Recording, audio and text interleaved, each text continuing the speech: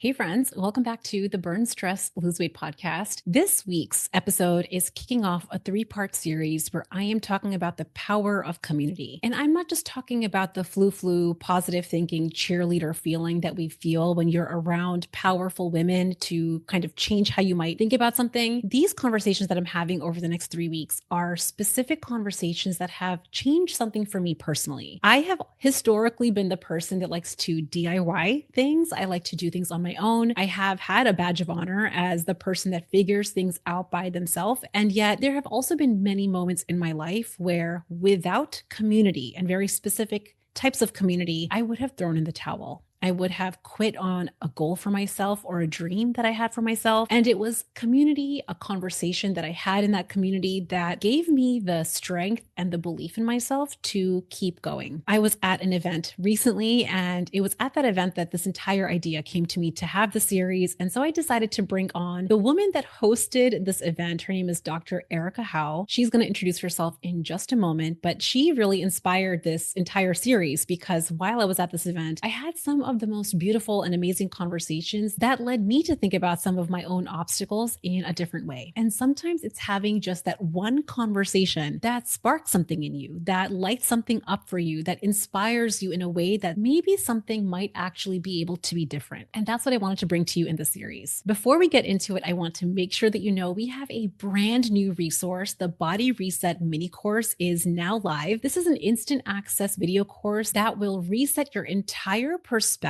on weight loss. If you are a professional woman, you likely have had really toxic, punishing strategies in the past, like counting calories, eating less, moving more. And if you have realized that that strategy is not sustainable, it's not just in your head. I have brought together my experience both as an OBGYN physician and as a busy mom who lost over 60 pounds with real strategies that don't just feel sustainable, but they support my hormone health, my vitality, and my mood in a way that actually feels like a lifestyle upgrade. After over 200 episodes of this podcast, I decided to bring together a mini course that lets you have a roadmap on exactly where to start. You can go and grab that mini course over at www.burnstressloseweight.com/body reset. Without further ado, let's get into my conversation with Dr. Erica Howe.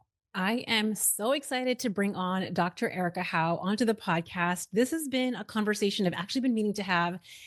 Erica, I'm actually going to just have you dive right in. Tell us about you and how we met and why and how you created the community that you have been creating. Oh, sure. Oh my gosh. Well, first of all, thank you so much for having me. This is so fun. We were talking beforehand before we hit record on just how wonderful it is to connect after an event. When you're doing an event, things are pretty crazy. And so to be able to, you know, really just a few days later be able to connect with you and like sit down and have a conversation. I'm so looking forward to it. Me too. Me too. My name is Erica Howe. For anyone who doesn't know me, I am a retired hospitalist who left clinical medicine to kind of grow this crazy business called the Women Physicians Wellness Conferences. And we've actually now added in a new segment that is the Women Professionals Wellness Conference as well. Kind of the backstory was that just like so many, I mean, if there isn't a burnt out woman physician at this point in their career, I don't know who you are. Absolutely. I was burnt out like so many of us. I had had 3 kids in 5 years, and I was a full-time academic hospitalist, and I was teaching faculty development courses and all the things. And I felt very alone. I felt very much like I had to appear like I was cool and calm and collected at all times, and that's not how I felt, and that everybody else had it together, and they had it figured out, and I couldn't figure out why I couldn't get my shit together. So Mhm. I remember one night I was packing up my bag to leave work late again to pick up the kids, and there was a male colleague who walked by my office, and he said, "Hey, Erica, how you doing?" And I said, "Oh, I'm great. How are you?" And he's like, "Great, great. I'll see you tomorrow." And he left. And I turned to pick up my bag, and I thought, why did I say that? I'm not great. I'm the opposite of great. And I'm so tired of pretending all the time. Like the next person that asks me, I'm actually just going to tell them because I can't keep up this facade anymore. Mhm. So I rode down the elevator to this hallway, and it was this hallway that led from basically our offices or the elevator to our offices to the parking garage. And I affectionately termed it my hallway of shame because it was a really fun Mhm. place twice a day. I got to go and reflect on all the ways I was failing and Mhm. think about like oh gosh, I'm late to pick up the kids again, or I can't believe that I was the first to drop my kids off at daycare this morning.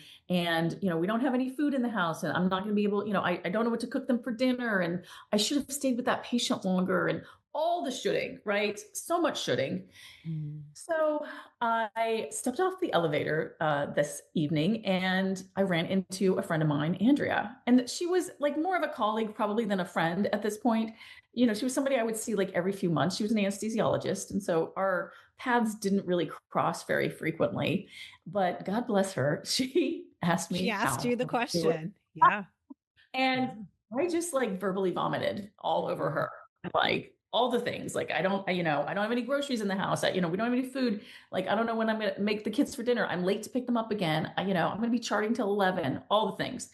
And in that moment, she just said two really powerful words to me. She just said, "Me too." And I Mhm. was like so shocked because this woman, let me tell you, like the hair was always done, like she looked like she had it all together. She was posting the cute pictures of the kids online, She had just her all of facade it. too. She had She her had facade her too. facade too. Yeah. And I bought into all of it. I was like, Mhm. "What? No, not you, Andrea." So in that moment, I really suddenly just felt this incredible sense of community with another woman and connection with another woman physician. Like, wow, she gets it. She's living the same life I'm living. And we commiserated as we walked down our hallway together. And as I got to my car, she texted me, and this was in like 2017, 2018. Yeah. And she said, "Hey, by the way, there is this app that you can download and they will bring the groceries to your door." It was Instacart, of course. And I was like, Mhm. "What are you talking about? That's Right. insanity." Right. And so in the span of like 5 minutes, like by me being vulnerable and honest and open with another woman physician, there was a connection that was made. And then I learned a strategy from her that I never, or Right. would have taken many more years to discover. And it really kind of changed my outlook on things. And I started to Mhm. really be very open and vulnerable and honest. And I would look forward to this hallway. And I started to change the name of the Mhm. hallway to the hallway of strategy. And I would, Yeah. twice a day, I would be looking for other people to chat with for 2 minutes and, male or female, but usually female because we were all Yeah. running late. Yeah. And I would just ask them how they're doing and tell them what my biggest challenge was in that moment. And many times they would share something really valuable with me that would just start to make my life a little bit better, just a little Mm. more productive, a little more efficient. And after a period of months of that, I really didn't feel like I was burnt out in the same way anymore. And I remember walking with someone who I had run into many times before and had kind of shared some strategies. And at the end of our walk together, she turned to me, she said, "Gosh, Erica, like, I just love running into you because we always just kind of, I feel like we're just, brainstorming to solve all the problems of the world. I just wish Mhm. there was a protected time and space when we Mm. could do this so that it wasn't, 2 minutes in a hallway." And I thought to myself, huh, wow, like, could I do like a conference? Could we do like, if we really had protected time and space, think of the strategies that we could share and like, just the connections that could be made. And that was the spark. That was how it Mm. started. And it just sort of grew from there. And I just kept Yeah. running into these wonderful women and saying, "I think I'm going to do this thing. How crazy is this?" Mm. And they were like, "We've been craving something like this." Yes. Yeah, And where people are always waiting for somebody else to do it. yeah, And you were the exactly. person that did it. Right. And it was, I mean, my Achilles heel is thinking that everything's easier to do than it actually is. And so I thought, oh, like I know how to get CME. And I was kind of on the national academic speaking circuit. I knew a bunch of other women physicians that were wonderful speakers. And Mhm. we had just gotten back from our 10-year anniversary in Grand Cayman. And I Mhm. knew I loved that place. And I was like, okay, I planned a wedding. Like, how hard could it be? Boys do it. How hard could it be? How hard could And it be? how Famous hard last could it be? words. It's a Yeah. little harder than that, but Yeah. it just, yeah, like you don't know what you don't know. And Yeah. so I just started and Yeah. it just kind of grew from there. Yeah, I love the story that you described because I've heard you describe the story before of being in the hallway and having that facade and telling yourself the next person that asks me, I'm not going to have this platitude of just I'm fine, but I'm actually going to be genuine. And it was the vulnerability of Yeah. sharing the gap that maybe you were experiencing that gave you the skills and opened you up to the tools that somebody else could offer to you. And I was thinking about this last week because we just saw each other in Grand Cayman last week where I came to your conference. And this is where the spark for this entire series of the power of community came from, because there were so many instances and so many moments where I met someone that I had never met before. Like I was at a different table every day with different Yep. people. So typically, first of all, when you go to a conference, you sometimes sit with your friends or your comfort zone of people that you already know. So first of all, kudos to that idea where you're forced to sit with people maybe you don't know Yeah. and be a little bit more vulnerable. But there Mhm. were so many just very small moments, little conversations that were happening between across fields. Somebody from anesthesia is talking to family or to OBGYN, and the sharing of perspectives and ideas, it created this tiny little bump for the Yeah. person receiving it. And if they Yeah. were open to it, you could see something almost like viscerally in their body change, like, oh, Mhm. maybe actually it's possible for me. If she could do it, maybe it's possible that I could have a slightly better experience back home and taking a Yes. small bump back home, which that's when I was like, we have to have this conversation about the power of community. I'm kind of curious because one of the things that I have noticed, especially with physician women, professionals across the board, but very much with physician women, because this was my story.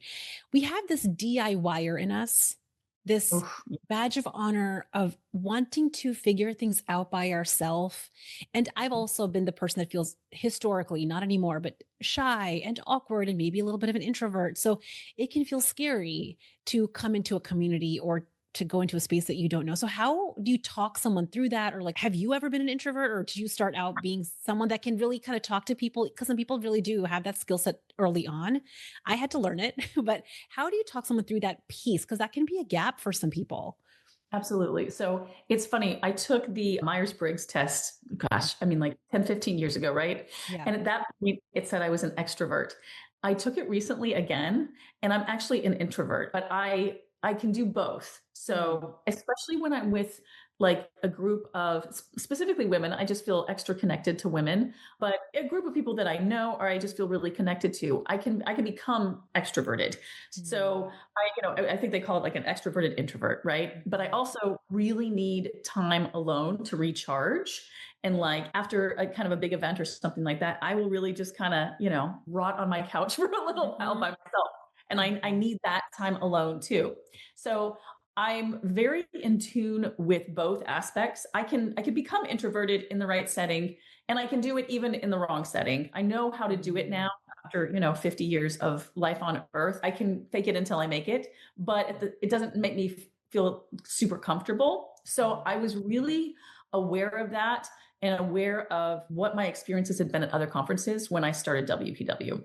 And I Mm. really did not want women to travel. You're coming for many of us alone and taking Mhm. time away from your busy lives. I wanted you to feel embraced figuratively and, physically, because I'm Mhm. a hugger. As soon as you got there and feel welcome and like, I can let down my guard here. I don't need to, there's no facade I need to uphold. And even if I know how to perform in that group setting as an extrovert, if that's not how I naturally feel, I wanted those women to feel like they didn't have to do that. As you know, there's some things that I do specifically for the introverts.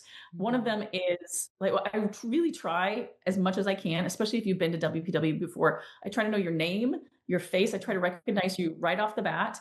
It doesn't always work.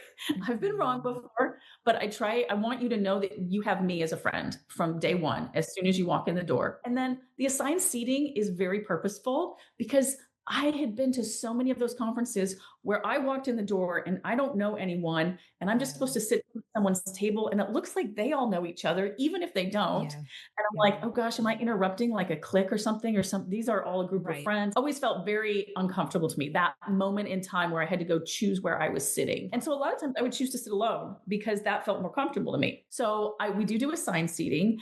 And I know some people come with their friends, and that means that they're separate from their friends for those mornings. But I really wanted everyone to be in the same spot and not to have to figure out that moment in time of like, oh my gosh, do these women know each other? And I'm intruding on their Yeah. friendship or their discussion. So that's one of the things that we do. Yeah. We also do table discussions with every session because I want you, I say it on stage and I really mean it. You're going to learn amazing things from the speakers on stage over those 3 days, but you're going to learn just as much from the other women sitting at your table. Oh, that So I was have, actually one of the things I was actually going to tell you this. I had not had a chance to tell you this. It's like, I wish we had more discussion time because some of the just like we would start the oh, discussion and I'm good. like, oh, we need to keep like this conversation has to keep going. And sometimes it would like continue on over lunch, it would continue on in Yep. the afternoon. But that was like such an important, the discussion elements was such a great part of the experience. Exactly. And I think that that is probably just as powerful, if not more powerful, than the messages you're going to hear on stage. The Yeah. messages on stage, that's the starting point for the conversation that then you have with these other women that have been through the same thing you have. So I really Mhm. want everyone, I want you to start to get to know these other women and start to make those connections. And then we do Yeah. other things. The night before the conference, we have a dinner that, the solo travelers, anyone can sign up for. You can come join us for that. If you kind of feel like, oh gosh, I just arrived, I don't know anyone. We try to do not even an excursion because I don't want you to spend more money if you don't want to, but like we try to do a kind of a get together on the beach. So we have kind of a Mhm. private area on the beach in Grand Cayman where we can all, it's all WPW, people and their families. And then, we go out in the ocean, we just float around and Yeah. talk and continue those discussions. Yeah. So I try to just be very mindful of the fact that not everyone feels comfortable. Yeah. They're taking a risk in coming, and I really Mm. also try to recognize they're not just taking a risk, but they're taking time out of their lives, and Yeah. these are very busy women. I wanna say thank you and try to make them feel as welcome and comfortable and just, like, and it sounds corny, but I want them to feel like there are these arms wrapping Yeah. around them as soon as they arrive Yeah. and like, "Hey, let me take care of you for a minute. I don't want you Yeah, to worry you about are taking anything." care of everyone else all the time. And I told you this Yes. offline, like before, even last week, but I've been to very many events at this point. I've been to so many different community events. And I think that every single community does have a flavor. It's like a living Right. entity. Yes. Any community has its own energy. And I think that there is something about having a community of professional women, physicians that are all coming together that have a very like-minded way of probably pursuing goals where they do feel like they're at home. And Yeah. again, I've also been that person because when you come to a table and you feel like everyone knows each other, my guard goes up and I do Yeah. feel a little bit like I have to perform or I have to show up a certain way because I want them to like me because the people pleaser in me Yep. comes out or the person that like I hope I have a friend here. It's like, do you remember in gym class where you had to get picked on teams or so, like I was Yes. literally the It's last awful. person always picked and I'm like, great.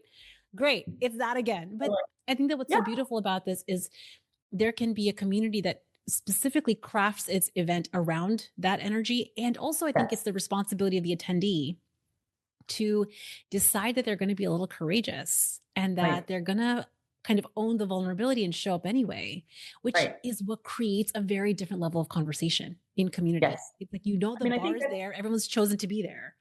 yep, exactly. And these women have chosen to come despite most of our conferences are in another country. They're traveling internationally. They're traveling alone. There's a lot of, there can be fear and like, anxiety around that. So my goal is as soon as you walk up to the registration table, trying to Mhm. put you at ease and really, really make it so that you can open that door to connection and you don't have that kind of that wall put up in front of you. I mean, we even Mhm. our attire, I always send Yeah. out an email a couple weeks before and people the question is always, what do I What's wear? the And I'm outfit? like, yeah, what's the outfit I'm supposed to wear? I'm like, oh no, this is a no blazer zone. We don't do blazers here. We turn up the temperature. You're going to wear whatever you're going to wear onto the beach. So tank top and shorts, totally fine. We've had women come in swimsuits and cover ups, yoga Mhm. pants, whatever that is, or the Yeah. cute sundress for sure. Yeah. Whatever you want it to be, totally fine, but you don't need to perform for us. Everyone could I'm Mhm. even show in pajamas. I don't care. We've had women come barefoot. They're like, I just like to be barefoot. I'm like, I get you. I feel the same Mhm. way. We've had women on stage take off their shoes because they were Right. uncomfortable. Right. And it really gets back to like Maslow's hierarchy of needs. And when you meet those basic needs for women, or for people in general, but in my case, for the women physicians that are coming, making sure that, the coffee's good, making sure that the temperature of the room is right, making sure that they have a really great breakfast, and not Mhm. some stale pastries, like Mhm. really addressing those basic needs that we all have means that you're going to learn better and you're going to Yeah. think better and you're going to be problem solving with these women. And that's what I want. I don't want you to be Mhm. thinking about, my God, it's so cold in here. We have all Right. been to those conferences, right? Right. Like, let me tell you, it's hilarious Yeah. because every year I show up, we do a pre-conference meeting with the hotel. And the first Mhm. thing is you got to increase the temperature by like 15 degrees. And we Mhm. check it too. We're constantly checking the Yeah. thermostat just to make sure, like, it's the little things though. I'm like, Mhm. these aren't, burly old men. These are Yeah. young women and they're going to get cold. And I need to make Yeah. sure that they're not like, Right. it's the little things. I just think it all adds up to, Mhm. making sure that like these women have a great experience and they're not thinking about other things when they're there. They're really Right. able to be in the moment and be present Mhm. because those other issues and those other needs are addressed. Yeah. What do you think when it comes to someone that's hosting these events, and now you've been doing this for a while, you do a few every year. What do you think if you had to kind of, it might be hard to think of one, so a couple even that you've witnessed in the women that are showing up and investing in themselves and investing in there's like a personal, they're clearly on a personal growth journey. They want something to be better in their career or at home as busy professionals. They want to do their jobs better. That's kind of the feeling that I've gotten from a lot of the women I talk to. They want to just be better doctors. They want to be better physicians. They want to show up better at home. What is something that you have witnessed in the community that comes to this event, that chooses it? Like, how have you seen it tangibly change something for them? Oh, so much. In fact, and honestly, we're actually collecting data around this right now, Mm. to be able to publish, to let, kind of the C-suite of all of these institutions know really how this is affecting these women because we've seen it and I've heard it, and I get the emails and I have those conversations with the women, but I want to show the data so that really everyone can take this back to their chair and say, this is why it's valuable. And this is making a difference. The list can be long. Yeah. I would say one of the things is boundaries and saying no and Mhm. learning how to do that and practicing that and being supported in it, having the group of women at your table being like, yeah, you should not be on that committee. That's not serving you. Like you need to step away from that. So having Mhm. that support and then doing it and taking that action. One of my favorite emails was the last day of the conference. A woman went out to the beach, sat on a lawn chair with her computer and sent the I'm stepping away from this committee email. And she's like, I've been wanting Mhm. to do this for years and I've never felt like I had the tools or the strategies to do it. I didn't know how to say it. And Like I the just didn't. script, the actual script of what to say. Exactly. Yeah. And I really needed someone to say, "Yeah, you can step away from this. It's not serving you anymore." So, Mhm. things like that. I mean, the really Yeah. setting goals around your career allows you to guide it in the direction you want it to go in, as opposed to it just kind of going in any direction based on, the amount of time Right. that you have free and the committee on Tuesday at 6 AM that someone signed you up for. So I Yeah. think that's one powerful thing. And then really actually just taking it beyond your career even into your Mhm. life and saying like, I'm not going to tolerate this anymore. Like I don't Mhm. have to accept that just because this is the way things are, that they need to stay this way. I can make changes in my life to make it better. And I don't need permission for that. So I've heard a lot of women even take some of the strategies and tools that we talk about, or just being in challenging situations and really, really say, I'm not going to tolerate this anymore. I don't need to live this kind of a life just because that's the one that's been handed to me so far. And so, Yeah. really taking control of their lives and making changes that way has been so rewarding to witness. Yeah. I didn't think about this until you just said it the way you did, but I almost think about having community and like events like this as an opportunity to get out of autopilot. I think for a Yeah. long time for me, I was Yes. living in autopilot. I didn't realize I was living in autopilot. I felt like I'm a pretty intentional person, but no. It's like I would just go to the hospital, come home, take care of the kids, be on call. And it was like because I was holding so many responsibilities in my head, it makes sense that my brain had created a very autopilot life. But I Yes. think having a purposeful community where you take a second to stop and take stock, like let's take inventory here.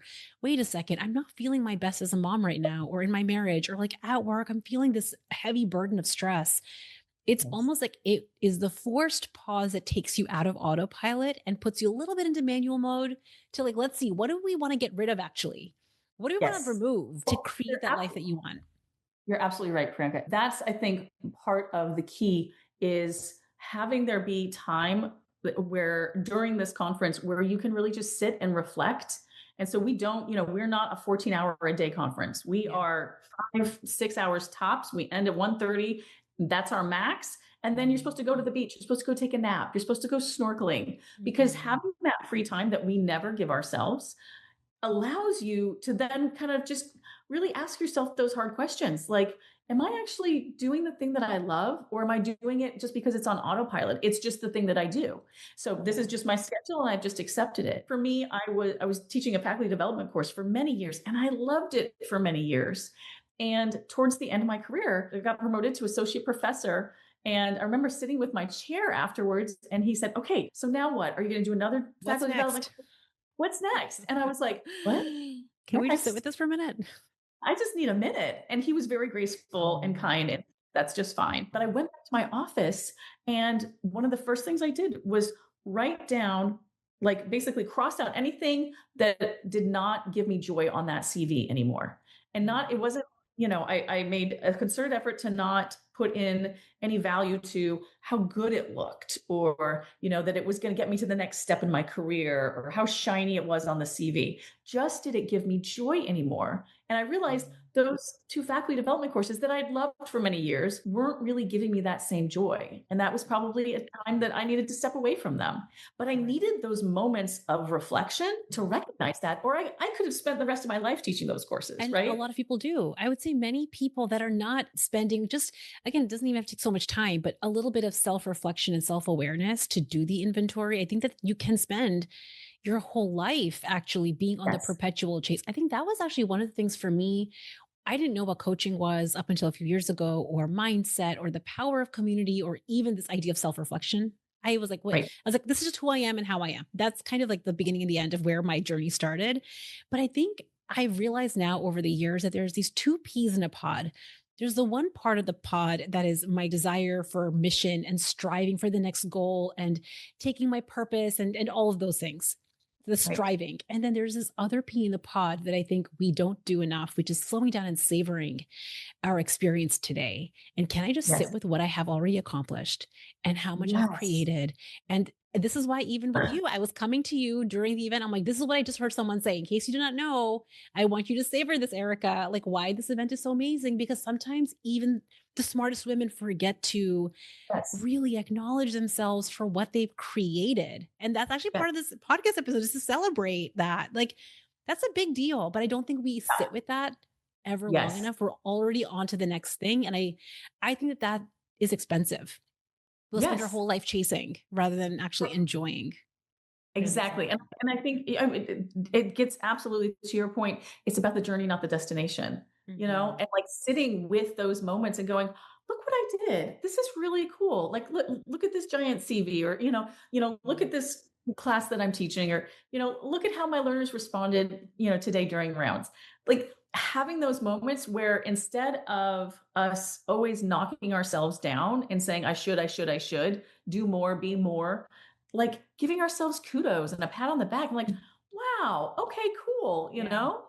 But it really does take those moments of quiet and silence and rest to then really reflect. And Yeah. it should be more than a car ride. It should be more than the commute Yeah. home. Or like, hey, good for me. Some of the community and the connection at WPW is for us to hear from each other. Like, Mhm. that's amazing that you did that. How cool is that? Yeah. And really And to how be able did to you tell, do that? And what how was, did you do and I that? think that what I love to get into is like, what were your obstacles and how did you overcome them? And what were your hesitations? And that's probably the Yep. coach in me. Like, how did you overcome that? Like, how did you talk yourself through that failure? How did you talk yourself through that hesitation? And I think that hearing when someone else, again, it comes back to, oh, wait a second, she felt the doubt or the fear or the discouragement and she still did it. I'm like, okay, well, if she can do it, like, and my shoulders relax. I'm like, okay, well, Yes. maybe we can try it too, right? Like there's something Right. so beautiful about that. It's so inspiring to hear. Mhm. And I'm like, I have always just loved those underdog stories of, specifically women, overcoming the odds and achieving something really incredible. That's all of us. We're Yeah. all doing incredible things every single day. Like, Yeah. look at the odds of, a woman, being a physician. It's better now, but, 20, Mhm. 30 years ago, it was not great. And like, we've all overcome so much to get to the point that we're at in our careers. It's to be celebrated. And then on top of that, we're doing these incredible things, coaching and podcasting. And I mean, teaching other women some of the things, lessons that we've learned. That's just incredible. Like, Yeah. you're the 1%. Like, we should Mhm. celebrate that. And then when Mhm. I hear other women talking about their successes and their obstacles, it just inspires me more. Like, you know what? That's why we need to do this. That's why we need to have Right. more connections, more events. I love that. And there were so many moments. And again, these are like small little, you don't, again, these don't sometimes feel like big conversations, but they're these tiny little moments where someone would say, it's really a community that kept me in medicine. Or it Yeah. was that one conversation that I had with that one person. I would never have had it had I not been in a shared space that was focused on my personal growth, focused on my well being. Because generally speaking, I would say for most professional women, our careers are not thinking about our longevity. They're No, thinking not at about all. how productive can I make this one worker in my workforce? And I'm not saying Right. it's malicious, but that's all their focus is. Yes. Whereas stepping outside of that and asking ourselves the question, it's our job to do this. No job can do this for us. What is going to keep me in the game I want to be in? How can I focus on my longevity? I think that that is what community has started to do in a I big think way. that's so critical too. And you're right. I don't think it's malicious either, but I think it's just kind of the machine that is medicine at this point. The Mhm. goal is more RVUs, more volume, seeing more patients. And I do wish that they would focus more on taking care of the physician, because then the physician's going to take better care of their patients by taking Absolutely. care of themselves, and they're going to be in it longer. And that Yeah. honestly, I mean, we can talk about, That's a whole separate conversation. It's but also a lot of it is like I feel like we've at least I felt I was subconsciously programmed in training, undergrad, medical school, and residency to be the person that was always the team player, to say Oh, yes, to take on more, because somehow that's where you got a lot of your self-worth and value from. And if you said yes to things, if you stayed past your call time to help the yes. next team, somehow you were better.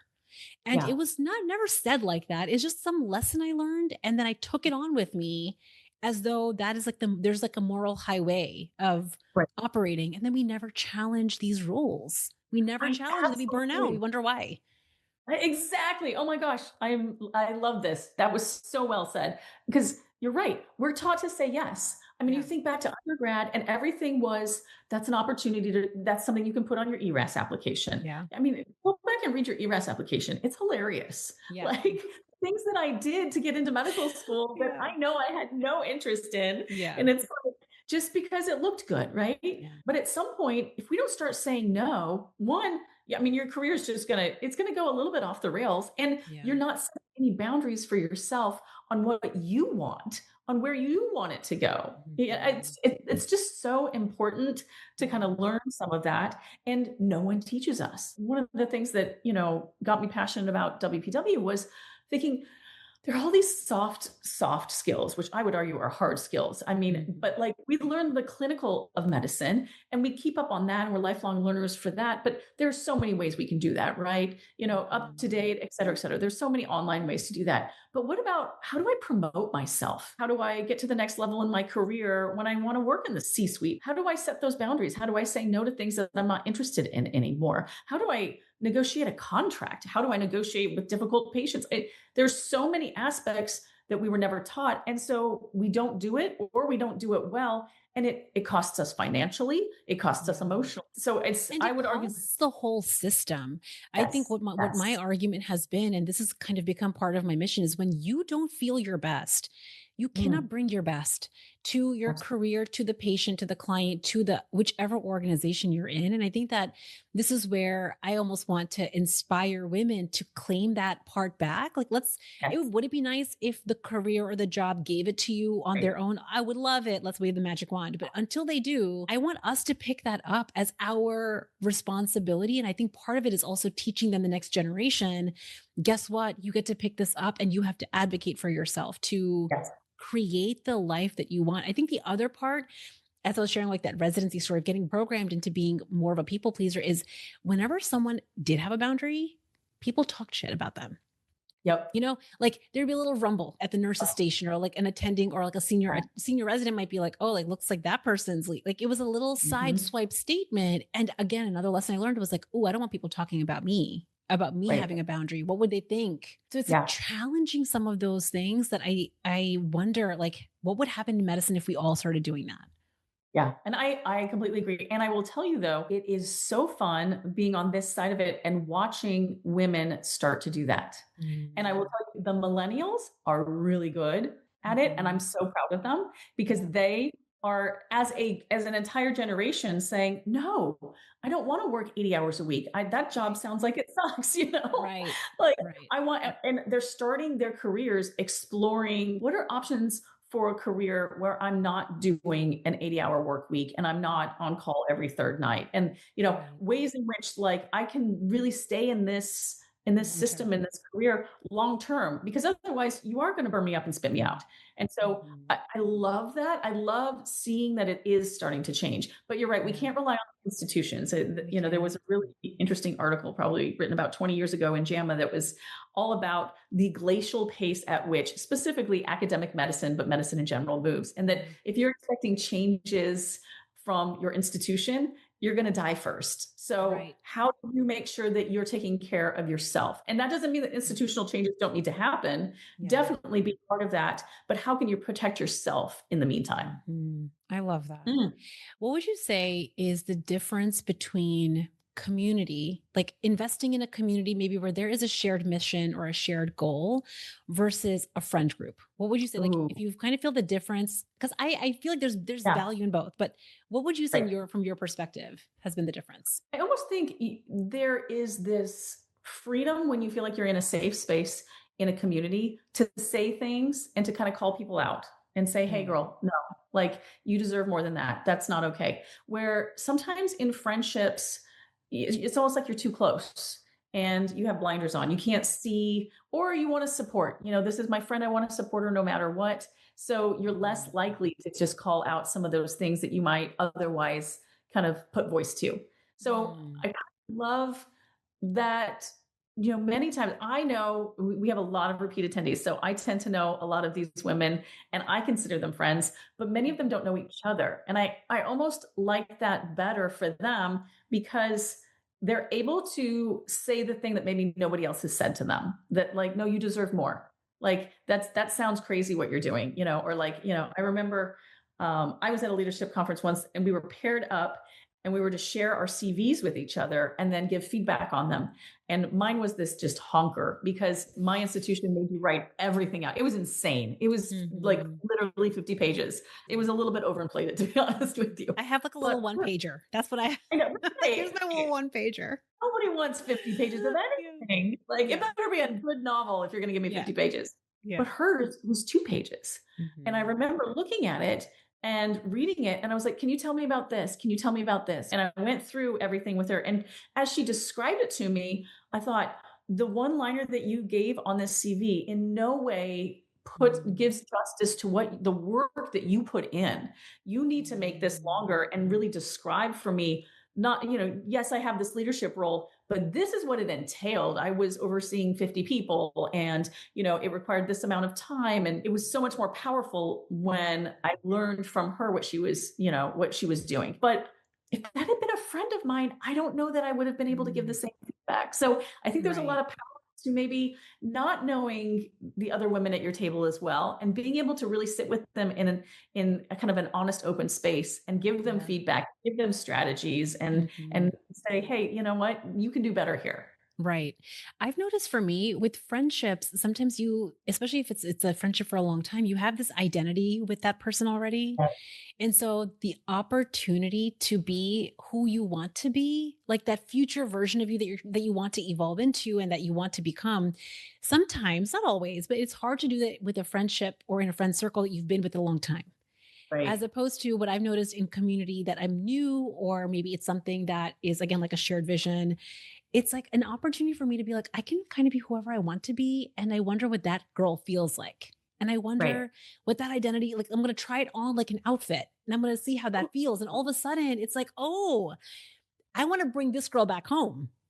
And Yes. like let that part, like now my friends get to experience the new version or like the more evolved version. I think that's what I've noticed for me is like the Yeah. biggest difference between friendships and I after love leaving. that. I love that because you're right. There is an identity that gets attached to you over time. This is my friend Erica. She's Mm. my cheerleader, or she's always got something positive to say. And, so there may be times where you're like, I want to challenge that in myself. And that friend group maybe, whoa, what are you doing? This is not the identity that we've signed up for with you. So being Mm. able to explore that a little bit more, I think that's so valuable. And then it allows us to grow and to evolve and develop. I feel like one of the most important things that you shared, it was kind of at the beginning of our conversation, was, when you don't have the facade anymore, or when you have someone else alongside you, it's not even about, there's no commiserating. It's this idea that you're not alone in it. You're not Yes. alone in solving the problem. And there's something about that piece that, oh, we can kind of hold this as a shared experience Right. together. The loneliness, even though you're surrounded by people, it's very easy to feel very lonely. I think that Completely. that is one of the biggest, most powerful things that I've experienced is, oh, you're not actually alone in this. That made such a difference to me, both in kind of talking about my hallway of shame, but like Mhm. it took away the shame and like the guilt in some way. It wasn't that I wasn't going through the same situations and the same challenges. I was making incremental steps to kind of improve things, but that takes time. It was just the feeling that I was the only one going through it. This somehow there was shame in that. And like, why can't I get this figured out the way everybody else does? Knowing somebody else was going through it too made it feel honestly like a community and like, oh Mhm. my gosh, like there doesn't need to be shame or guilt with this. It just is. This is just the situation that I'm trying to figure out. Mhm. And that felt very freeing to me.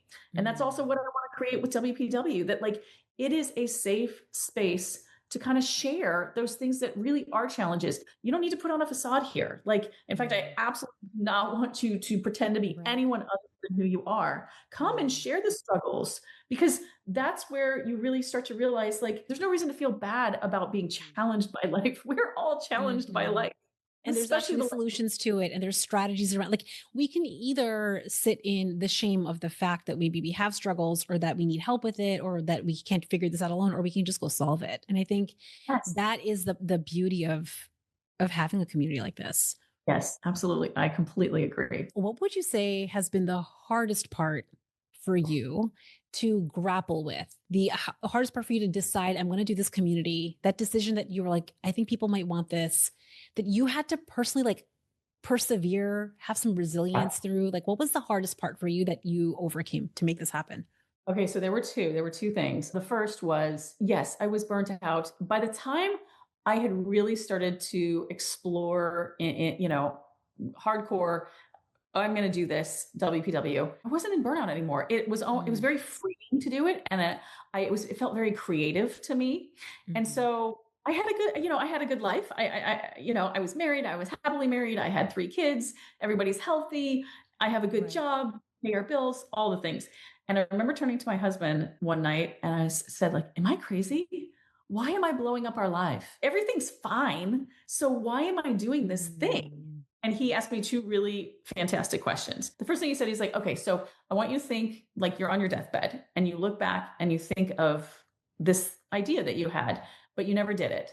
Do you regret not doing it? Or is it like, yeah, it's okay. It's fine that I didn't do it?" I was like, Mm. "No, I feel like my soul needs to do this. And I don't have Mm. a good explanation, but I just feel like I need to do this." And he's like, "Okay, flip that."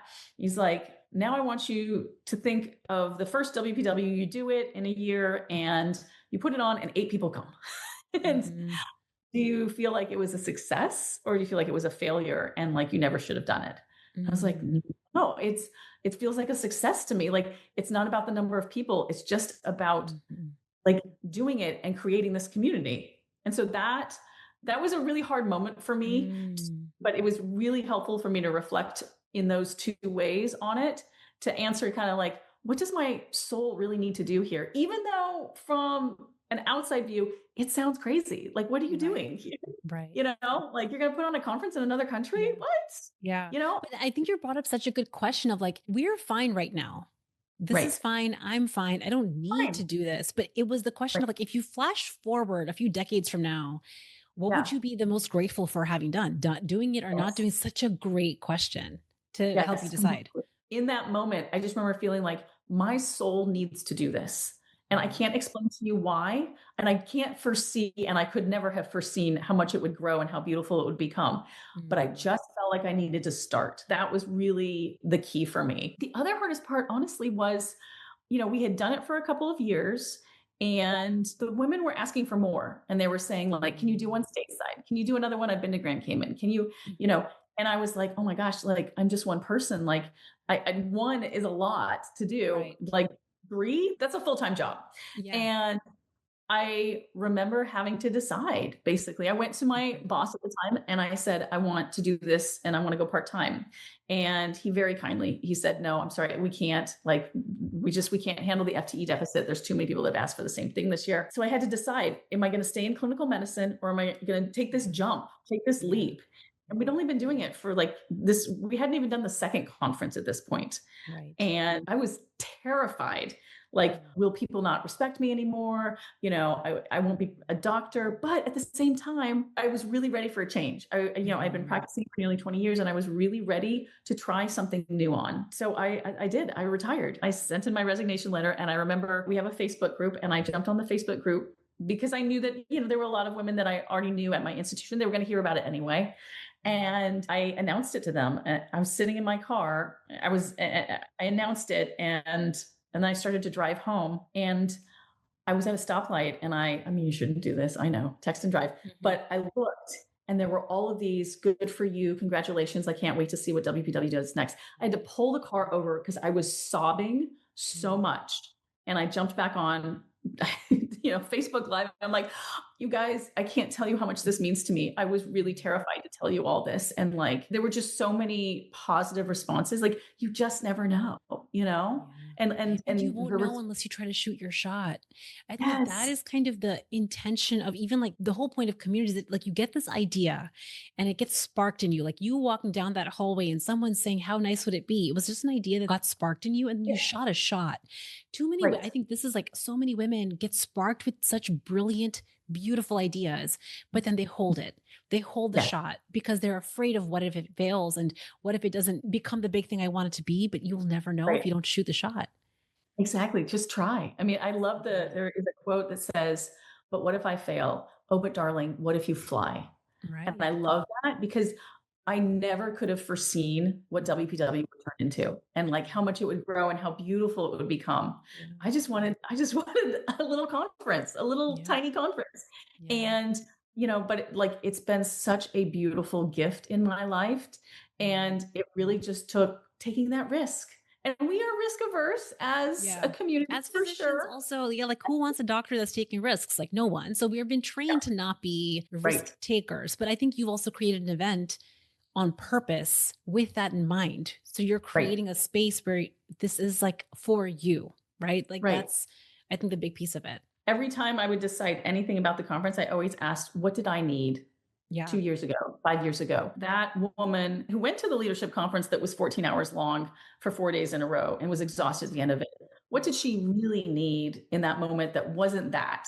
And Yeah. how can I make sure that I'm meeting those goals? And I think it's always about, thinking about your audience, thinking about, the people that are going to come to you. What do they need? If you always put Mm. them first and make sure that you're doing the best you can to meet their needs, you're gonna be successful. It's gonna work Absolutely. out. I've totally felt that at your event. I just love it so much. So I had to have you on. I'm so glad, Erica, that you came on the podcast today to have the conversation, to spark this entire series of just the power of community. And as someone that has historically done things alone and felt more like comfortable being on my own on an island, DIYing, one of the hardest things has been to allow myself the gift of learning in a community Yes. and the vulnerability of that. And I know that that's hard for some So of you many all of us. listening, but I just love it that you came to talk about it. I think it's amazing. And how can people know more about you, learn, do, find you, all the things? Well, first of all, thank you so much for having me, Priyanka. I really love just us connecting like this, and Mhm. I just feel like it's just such a gift in my life. So thank you, and thank you for having me. You can email me at ehow@themedicaleducator.com. That's our parent company. or, just basically our websites. So womenphysicianswellness.com and womenprofessionalswellness.com. Both of All those of it are in the show notes for anyone that's like trying to drive and listen to this episode. You can go and find it in the show no, notes. no, you don't have to pull over and write anything down. The Yeah. show notes, that's where it's at. So Thank you thank so you much, again for Erica, having me. for coming. I love this conversation. I love having these conversations. They're just like my favorite part of my entire week. So thank you for coming on and taking the time and reflecting on Grand Cayman. It was just a great experience. I loved it so much. And I hope you guys all had an amazing, amazing time listening to this conversation. And I will see you at the next one. I hope you enjoyed today's conversation with Dr. Erica Howe. I have truly seen the power of community and the role that it's had for me personally as someone who has historically liked to solve problems on her own. A lot of that desire of trying to figure things out by yourself has likely been rewarded at some point in your life. You might have been someone, maybe like me, who was rewarded for being the person that figures things out on their own. And so it can feel a little uncomfortable or even vulnerable to reach out and create community and show up in a space that is new for you. But I have also seen now time and time again in women across industry that there's power in community. It's not just a space to commiserate, as I hope that you got from this podcast episode. It's an opportunity to learn new skills, to learn from different perspectives, to understand strategies that you can take back and fold into your life. And most importantly, that you're not alone. If you're struggling with something, it is never a you issue. It is usually a systems or a skills issue. And that's what I love talking about on this podcast. So I hope you all enjoyed this podcast episode. If you did, leave us a rating and review. I would love to hear from you. You can follow me on Instagram at Burn Stress Lose Weight, drop into the DMs with me, or grab the Body Reset mini course and I will meet you there. I hope you guys all have an amazing week and I will see you at the next one. Bye. One lesson that I have learned over the years is when women feel better on the inside out, everyone around them gets to benefit. Your career, your family, you all get to claim the up level. So if today's podcast episode gave you a new way to think or maybe challenge an old perspective that you've had, take it with you the rest of this week. And if this podcast episode resonated with you, I would love it so much if you could leave us a rating and review and share this episode with a friend or in your local community. And if you know you want more support and structure in achieving your body goals this year, it might be time for us to work together. Head over to www.burnstressloseweight.com where I have the latest resources and all of the information about how you can work with me. I hope you guys have an amazing week and I will see you at the